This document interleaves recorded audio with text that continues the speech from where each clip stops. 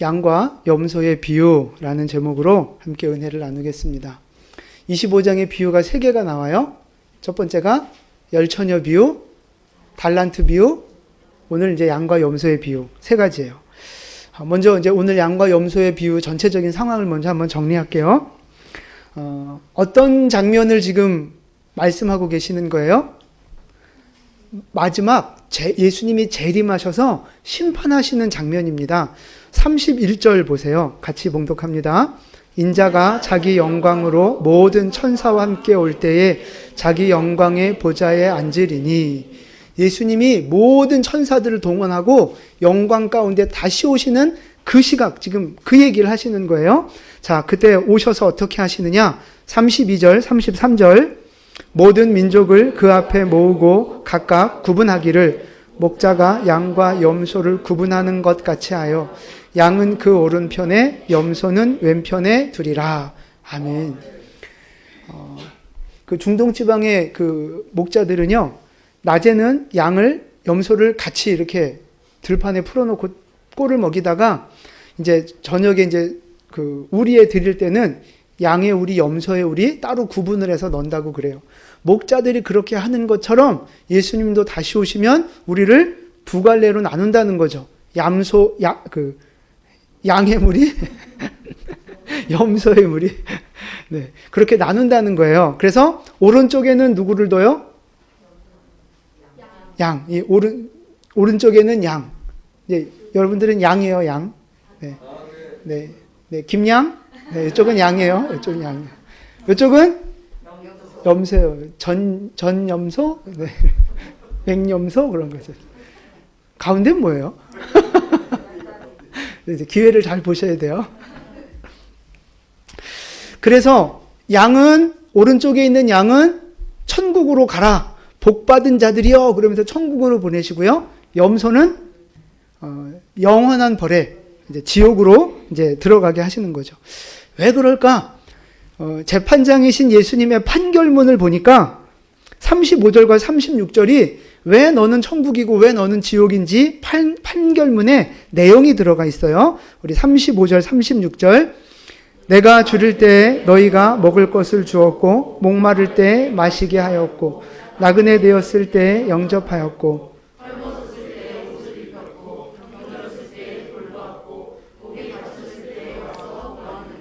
아멘. 자, 이게 판결하신 내용이에요.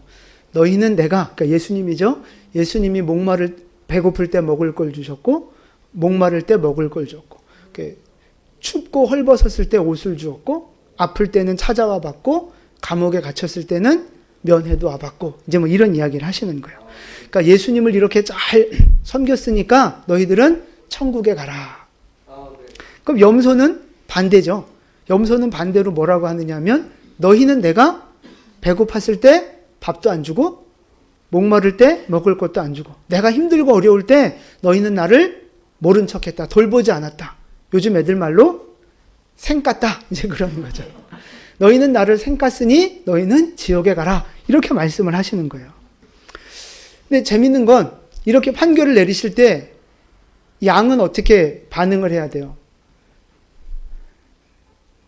네, 주님 감사합니다. 제가 그동안 수고한 것이 헛되지 않았군요. 할렐루야 하면서 천국 가야 돼요. 근데 양은 그렇게 반응하지 않아요? 염소도 그렇게 반응하지 않아요. 똑같은 질문을 예수님 앞에 해요. 그 질문이 뭐예요? 그죠? 언제요, 주님? 우리가 언제 그랬습니까?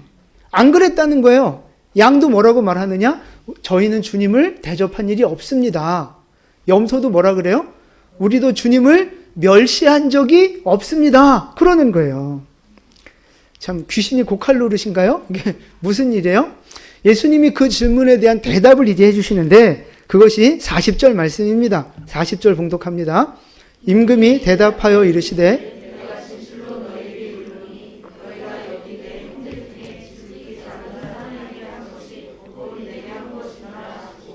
아멘. 그러니까 지금 양을 향해서 하시는 말씀이거든요. 아주 여기 있는 지극히 작은 자, 지극히 작고 연약한 자, 그 한 영혼에게 한 것이 곧 나에게 한 것이다.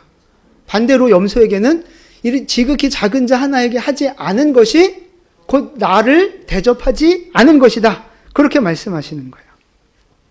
자, 그래서 이제 이런 내용이에요. 양과 염소의 이 교훈을 주신 이유가 뭐예요?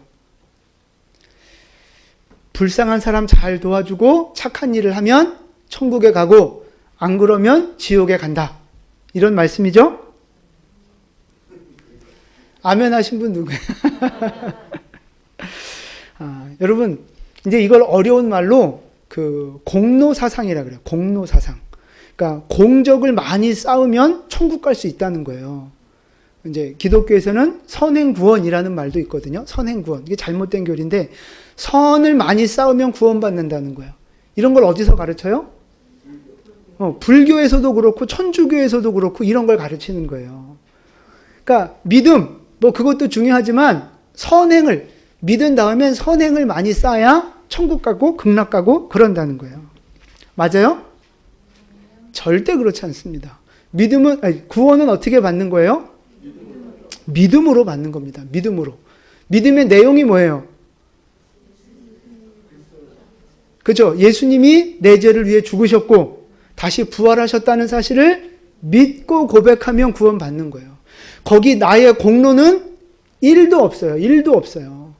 모든 것이 전적인 하나님의 은혜입니다. 믿음으로 은혜로 받는 구원이에요. 거기 인간의 공로, 노력 아무것도 없는 거죠. 그럼 오늘 예수님이 이 양과 염소에게 하신 이야기는 도대체 뭐예요? 이 앞뒤가 안 맞는 것 같잖아요. 오늘 예수님이 25장의 비유들을 말씀하신 이유가 뭐예요? 그렇죠? 24장에서 제자들이 질문했잖아요. 마지막 종말의 때가 언제고 징조가 뭡니까? 그거에 대한 답변으로 예수님이 이 비유들을 말씀하시는 거라고요. 열처녀 비유, 달란트 비유, 양과 염소 비유. 마지막 때 언제라고요? 그날과 그 시는 신경 쓰지 마라.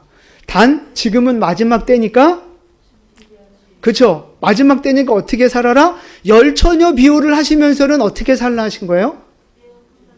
그죠? 항상 준비하고 깨어 있어야 한다. 신랑이 언젠지 모르지만 반드시 온다는 거예요. 그러니까 신랑 맞을 준비를 꼭 하면서 살아라. 그 얘기를 하시는 거죠. 그럼 달란트 비유는 이 종말론적으로 어떤 교훈이에요? 그죠? 하나님이 주신 사명에 충성해야 된다 그 말씀이에요. 주인이 다시 오면 결산하고 회개하니까 그때 주님 앞에 책망받지 않도록 충성해야 된다. 많이 남기는 게 중요하다 그랬어요? 아니죠. 태도가 중요하다 그랬어요. 태도가. 충성하는 태도. 그럼 오늘 양과 염소의 이 비유에서는 종말론적으로 무슨 교훈을 주시는 걸까요?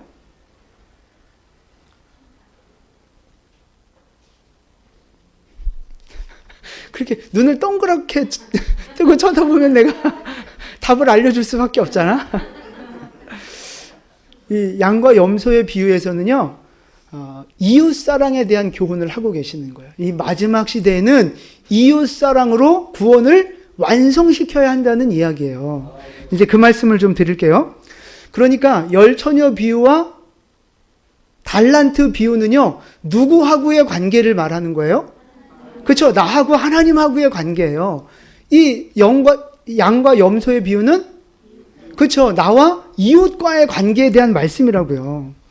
그러니까 결론부터 먼저 말씀드리면 나와 하나님과의 관계에 있는 이 믿음을 이웃과의 관계를 통해서 증명시키고 보여주고 흘려보내야 한다는 말씀이에요. 그것이 바로 구원의 완성이라는 것입니다. 자, 미련한 다섯 처녀 기억나시잖아요? 왜 신랑을 못 만났어요? 그죠? 미리 준비 안 해서 그래요. 근데 미리 준비 안 한 이유가 뭡니까? 언제 올지 모르니까? 미련해서. 무식한 것들. 무식한 여자가. 그럼 왜 그 미련하다는 뜻이 뭐라 그랬어요? 네? 네, 할렐루야입니다. 할렐루야. 다 틀리셨어요. 제가 그래서 설교하는 맛이 난다 그랬잖아요. 고집 누구예요? 아, 야, 김웅희 집사님. 제가 벤츠 마스크가 들어왔어요. 벤츠 마스크. 피톤치드 향이 나고요. 빨아 쓸 수 있는, 주님 오실 때까지 쓸 수 있는 마스크 이따 드릴게요. 네. 아직도 많아요. 미련한 다섯 처녀는 왜 평소에 왜 준비를 안 했느냐? 평소에 안 했어요. 왜 평소에 안 했어요? 고집불통이에요. 고집불통. 그러니까 옆에서 조언하고 이야기를 해줘도 안 들어 쳐먹는 거예요. 그러니까 자기가 늘 살던 대로 그냥 사는 거죠. 옆에서 아무리 이러면 안 된다, 이렇게 해라 얘기해도 그냥 자기 살던 대로 내비둬 이러고 그냥 사는 거예요. 그래서 그날만 특별히 준비를 안 한 게 아니고 원래 준비 안 하다가 그날 된통 당한 거죠. 그러면 한 달란트 받은 사람은 뭐예요?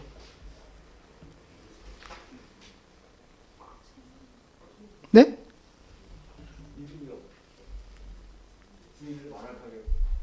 그죠? 한 달란트 받은 사람은 일을 안 하고 묻어뒀잖아요. 왜 그런 거예요?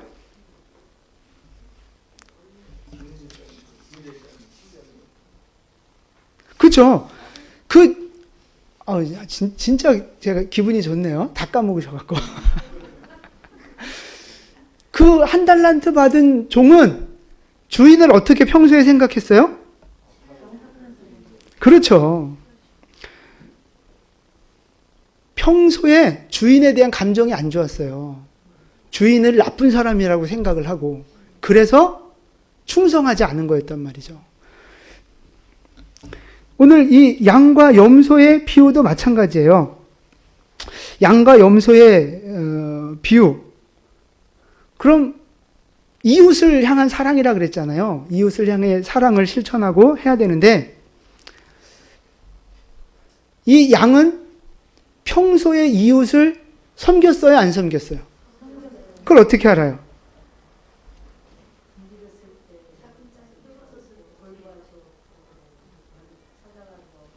그렇죠. 그거예요. 이제 예수님하고 하는 대화를 잘 보면 거기 힌트가 있는데, 예수님이 그랬잖아요. 너희가 나를 너무 참 잘 섬겨줬다. 고맙다. 우리가 언제요? 그런 적 없는데요? 그러니까 예수님이 하시는 말씀이 뭐예요? 그렇죠. 40절에 여기 내 형제 중에 지극히 작은 자에게 한 것이 바로 나에게 해준 것이다. 그러니까 예수님이 내가 예수야, 나 배고파, 나 밥 줘, 이렇게 오신 게 아니라는 거예요. 가난한 자의 모습으로, 헐벗은 자의 모습으로, 연약한 자의 모습으로 그냥 찾아오신 거예요. 근데 이 양들은 그걸 알아봤어요? 못 알아봤어요? 못 알아본 거예요. 아무도 못 알아봤지만 그냥 섬긴 거예요. 왜?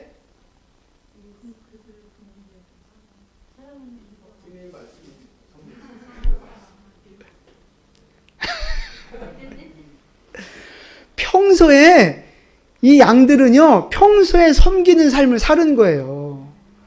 평소에 가난한 자, 어려운 자, 고난당하는 자 보면 그냥 못 지나가고 돕고 섬긴 거예요. 그러니까 그날도 예수님이 변장된 모습으로 오셨는데 예수님인 줄 모르고 그냥 섬긴 거예요. 평소 하던 대로. 그러다가 부지중에 천사를, 예수님을 대접하게 된 거죠. 그러니까 대접하고도 모르는 거예요. 그러니까 주님 우리가 언제 그랬어요? 이제 이러는 거죠. 그럼 반대로 염소들은 평소에 그런 가난한 사람들 잘 섬겼다, 안 섬겼다? 안 섬겼다. 그러니까 예수님이 가난한 자의 모습으로 왔을 때 모른 척하고 내치고선도 주님 우리가 언제 모른 척 했어요? 이제 이렇게 엉뚱한 소리 하는 거죠. 러시아의 그 문호 톨스토이 아시잖아요? 그분이 지은 책 중에 사랑이 있는 곳에 신이 있다라는 책이 있어요. 아주 짧은 단편 동화인데 사랑이 있는 곳에 신이 있다. 저 무슨 얘기냐면요. 뭐 읽어보신 분 아시겠지만 아주 가난한 그 구두 수선공이 있었어요. 이름은 마틴이라고 나와요. 믿음이 좋으신 분이에요. 믿음이 좋으신데 하여튼 그렇게 넉넉하진 않아요. 근데 저분이 어느 날 이제 성경을 읽다가 잠이 들었는데 꿈속에서 음성이 들리는 거예요. 음성이. 마틴, 내가 내일 너를 찾아가겠다.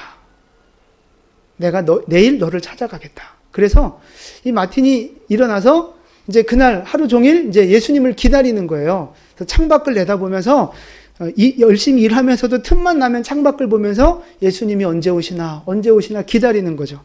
근데 예수님이 안 와요. 근데 이렇게 밖을 내다보니까 아주 추운 겨울이었는데 지금 저 앞에 있는 분이 그 청소부 할아버지, 늙은 청소부 할아버지. 그 쌓여있는 눈을 아주 힘들게 이렇게 치우는 걸 저 마틴이 봐요. 그래서 어떡하냐면 그 사람 이름을 부르면서 들어오라고. 여기 따뜻하게 난로도 있고 수프도 있으니까 차 마시고 몸 좀 녹이고 가서 일하시라고. 그래서 이렇게 초대해서 저렇게 대접을 하는 거예요. 그리고 보냈어요. 그리고 이제 또 창문을 보는 거죠. 주님이 언제 오시나. 자, 그런데 그때 누가 눈에 들어오느냐 하면 어떤 가난한 여인이 한겨울인데도 얇은 옷을 입고 갓난아기를 저렇게 품에 안고 막 벌벌 떠는 거예요. 그래서 역시 저 여인도 초대를 해서 따뜻한 식사와 수프를 대접하고 잘 대접하고 이제 겨울옷도 외투도 이제 이렇게 챙겨서 보내는 거죠. 그리고 또 창밖을 바라보며 예수님을 기다리는데 이번에 이제 누가 눈에 띄냐면 저 할머니예요. 네. 할머니가 사과 장수인데 저 꼬마 아이가 사과를 몰래 훔쳐가다가 딱 잡힌 거예요. 그러니까 저 할머니가 생긴 거 보세요. 욕을 잘하게 생겼나 못하게 생겼나. 욕을 있는 대로 막 퍼부면서 이제 막 아이를 혼내는 거죠. 근데 아이는 나는 안 훔쳐갔다고 이제 막 대들고 이제 싸우는 걸 본 거예요. 그래서 이 마틴이 밖에 나가서 어떻게 하느냐? 할머니한테는 이 아이 좀 용서해 주시라고, 제가 사과값을 대신 지불하겠다고 용서해 주시라고 설득을 시키고, 저 아이한테는 너 아무리 배고파도 그러면 안 되지 않냐, 네가 잘못했다고 용서를 빌어라, 이렇게 이제 설득을 시키고 화해를 시켜서 보낸단 말이에요. 이제 그 일들을 하고 나니까 하루가 다 갔어요. 그래서 이제 그 구두 고치는 일을 이제 다 정리를 하고 마지막에 이제 자기 전에 성경을 읽으려고 성경을 폈는데 그때 뒤에서 갑자기 목소리가 들리는 거예요. 마틴, 나를 못 알아보겠니? 그러는 거죠. 그래서 뒤돌아봤더니 처음에 왔던 그 청소부 할아버지가 환하게 웃으며 서 있다가 구름처럼 뿅 하고 사라진 거예요. 깜짝 놀랐죠, 마틴이. 근데 두 번째로 소리가 들려요. 마틴, 이것도 나였어. 근데 아까 그 젊은 애기 엄마랑 애기가 또 빙그레 웃다가 사라지는 거예요. 마틴, 이것도 나야. 마지막으로 할머니하고 그 꼬마아이가 나타나서 밝게 웃고 떠나는 거예요.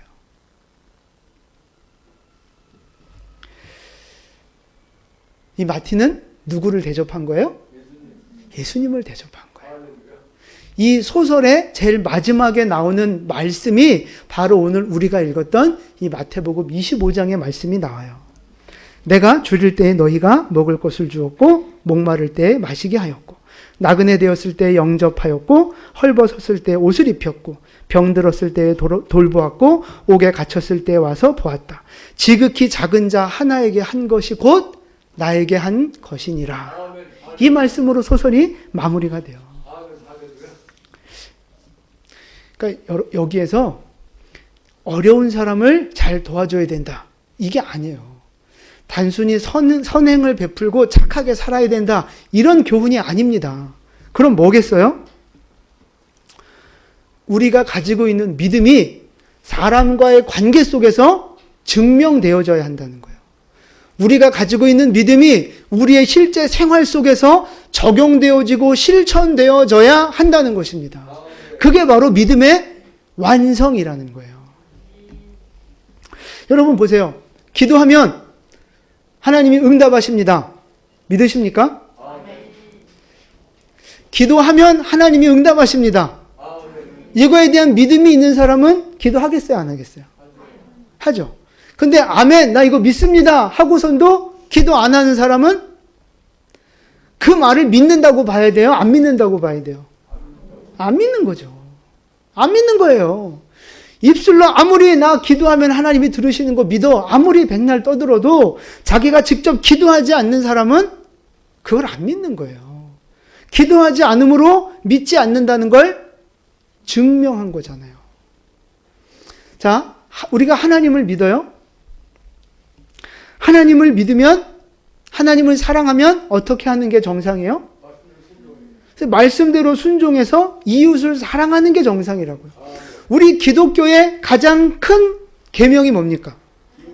그죠? 하나님 사랑, 이웃 사랑이에요. 여러분, 가장 큰 믿음의 핵심이 주일 성수하고 11조하고 봉사하고 이거 아니라고요.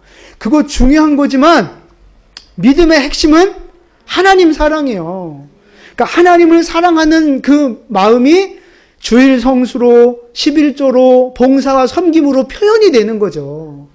그 보여지는 게 본질이 아니라니까요. 본질은 하나님에 대한 사랑입니다.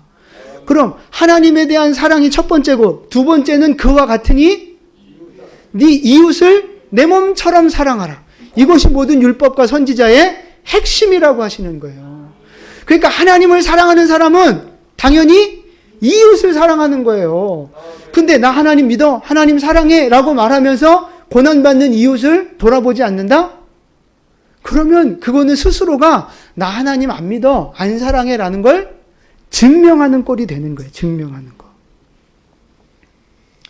믿음과 어떤 삶이, 믿음의 적용이 서로 분리되어져 있는 이중적인 삶인 거죠. 여러분, 그걸 믿음의 사람이라고 할 수 있습니까? 안 된다는 거예요. 여러분, 여러분에게 있어서 말씀은 뭐고 믿음은 뭡니까? 말씀과 믿음이 여러분에게 어떤 의미예요? 그냥 지식입니까? 교회에서만 필요한 겁니까? 구원받으면 더 이상 필요 없는 겁니까? 말씀과 믿음이라는 게 여러분에게 어떤 의미가 있어요? 예수 믿는다는 것이 여러분에게 어떤 의미가 있습니까? 그냥 교회만 잘 나오면 되는 거예요? 착하게만 살면 되는 거예요? 그게 예수 믿는 자의 어떤 그 전부입니까? 아니란 말이에요.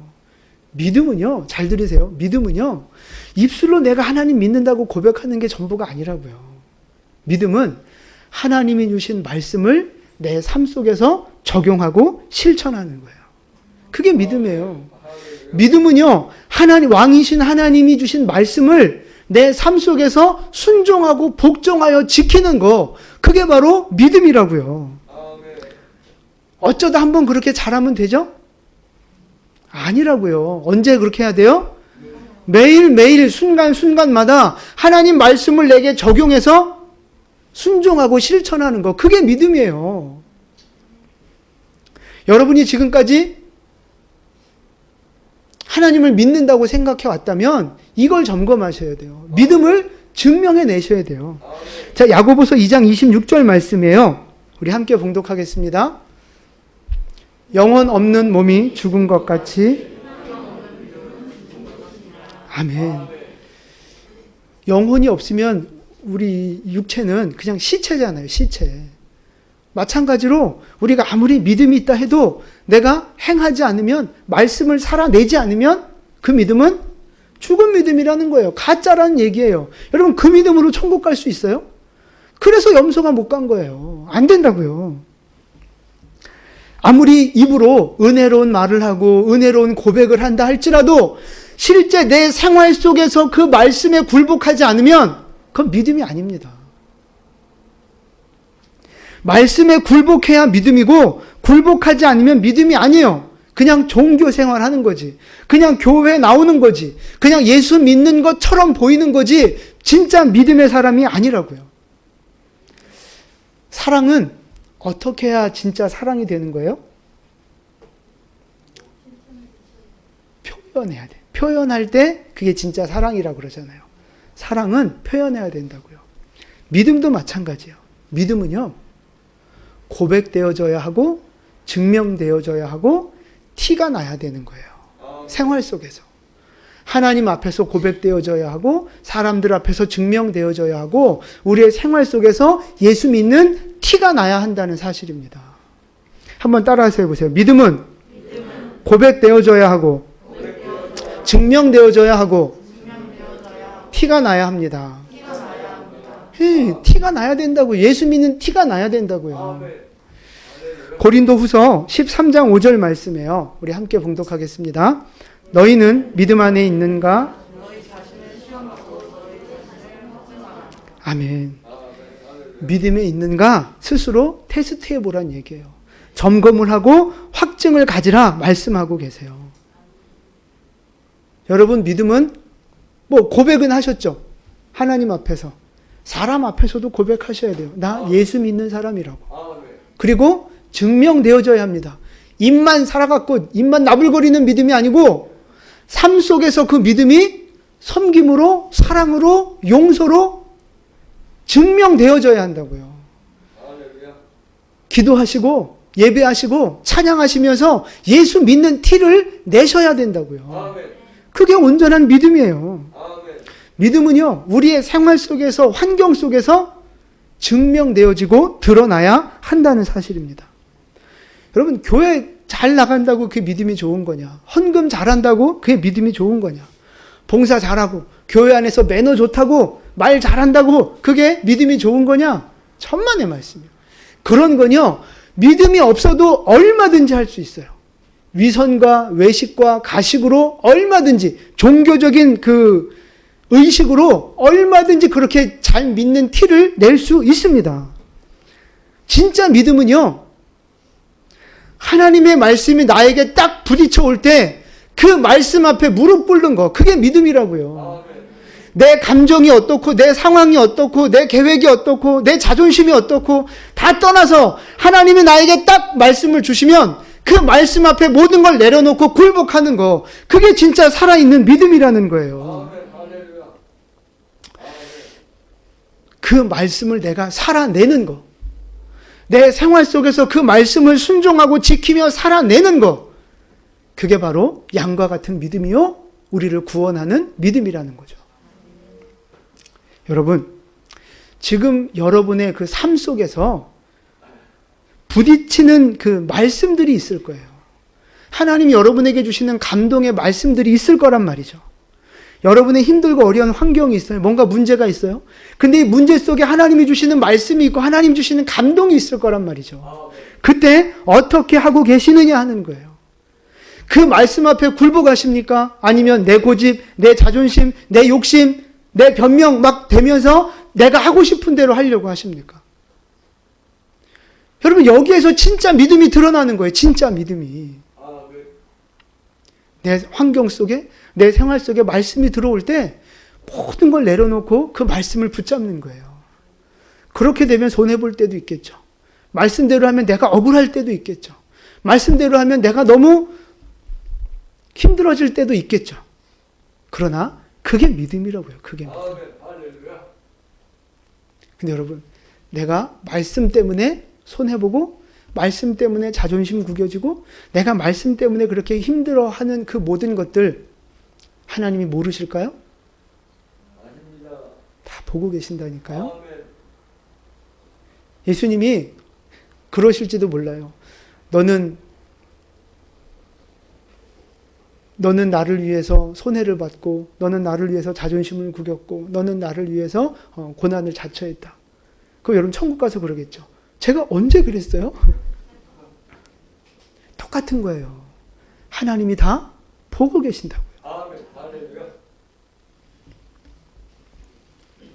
하나님 말씀 앞에 순종하고 굴복하는 여러분 되시기를 축복합니다. 말씀 앞에서 여러분 고집을 꺾으세요. 말씀 앞에서 여러분의 습관을 깨트리세요. 나쁜 습관.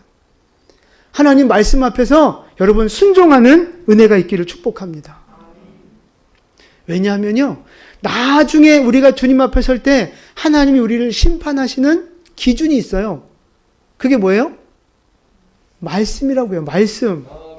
그래서 이 말씀을 들이대시면서 이 말씀대로 순종한 사람은 칭찬해 주시는 거고, 이 말씀을 버리고 불순종한 사람은 하나님 앞에 책망받는 거예요. 이제 뭐 잘못해서 심하게 되면 지옥도 가겠죠. 말씀을 버렸는데 어떻게 천국 가겠어요? 안 되는 거라고요. 그래서 우리가 이 땅을 살아가며 믿음이 있다 하는 사람들은 그 말씀을 살아내는 겁니다. 순종해 가는 거라고요. 내 고집과 감정과 내 모든 습관들을 꺾어버리고 말씀 앞에 순종하며 살아갈 때 그것이 믿음의 완성이 되고 구원의 완성이 되는 것입니다. 말씀대로 순종하십시오. 말씀대로 굴복하시기를 축복합니다. 그래서 이제 결론이에요. 어떻게 하면 날마다 이 말씀을 살아내며 승리할 수 있을까 하는 거죠.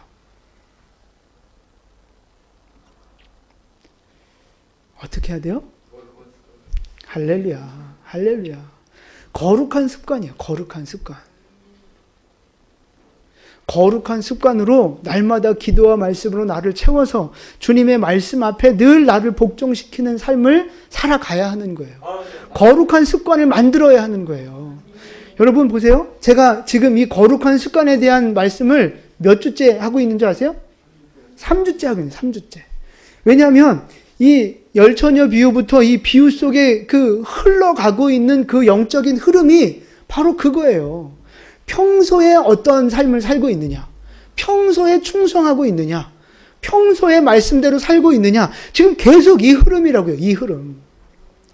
다시요. 지금이 마지막 시대잖아요. 주님이 다시 오실 재림, 종말의 시대를 우리가 살아가고 있다고요. 그 종말의 시간을 살아가는 우리들에게 예수님이 일관되게 하시는 말씀이 바로 이거예요. 거룩한 습관으로 너의 삶을 거룩하게 만들라 하는 거죠. 말씀에 복종하는 인생을 만들라 하는 거예요. 이게 왜 중요하냐? 그렇게 날마다 내가 말씀 앞에 엎드리지 않으면 이 마지막 시대에 미혹이 있고 환란이 있고 여러 가지 유혹들이 있고 어려움들이 있는데 그걸 이겨낼 수 없게 되는 거예요. 마지막 시대 여러분 고난이 오잖아요. 천재지변이 찾아오고 많은 핍박이 오고 어려움들이 오잖아요. 재정적인 물질적인 어려움들이 온단 말이에요. 그때 이 믿음이 없이 거룩함이 습관되어 있지 않으면 어떻게 하겠어요? 다 떠나가는 거죠. 다 떠나가는 거예요. 그래서 예수님이 제가 볼 땐 그래요. 이 24장 5장을 전체적으로 주님이 말씀하신 그 목적이 제가 볼 땐 그렇게 느껴져요. 준비하라는 거예요. 그게 바로 마지막 때를 준비하는 모습이에요. 거룩한 습관을 만들어가는 거. 날마다 뭐 해야 돼요? 큐티하고. 날마다 기도하고. 50운동 하죠. 50운동 하고. 날마다 성경 통독하고. 날마다 기도의 자리에 서고. 이 거룩한 습관이 만들어져야 언제 어떤 고난과 유혹이 와도 그걸 이겨낼 수 있게 되는 것입니다. 언제 어느 때에 주님을 만나게 되더라도 주님 앞에 인정받고 칭찬받는 하나님의 백성이 될 수 있는 것입니다. 여러분, 마지막 때를 우리가 살아가고 있습니다. 이 마지막 때한 비유의 말씀이 오늘 이제 마지막이거든요.